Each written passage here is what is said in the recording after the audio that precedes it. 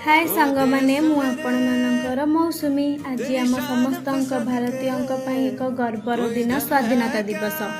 स्वाधीनता दिवस हार्दिक शुभेच्छा। 15 अगस्ट आम देशर भारतर एक गौरवमय दिन। 1947 मसीह यही दिन भारतर ब्रिटिश शासन स्वाधीनता पाइथिला। मु ए देशर नागरिक, एई माटीर झियो। एही परिचय पाई मु निजको गर्वित मने करे।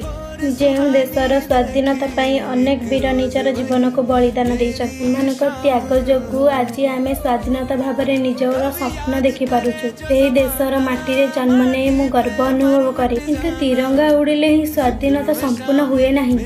जेतेबेले देशर प्रत्येक नागरिक भय मुक्त भाव में बंचिबे, निजर अधिकार पाइबे एवं सम्मान सह जीवन बीतेबे, सेतेबेले ही स्वाधीनता प्रकृत अर्थ सार्थक हेब। जड़े महिला केवल घरर शक्ति नुहे, से देश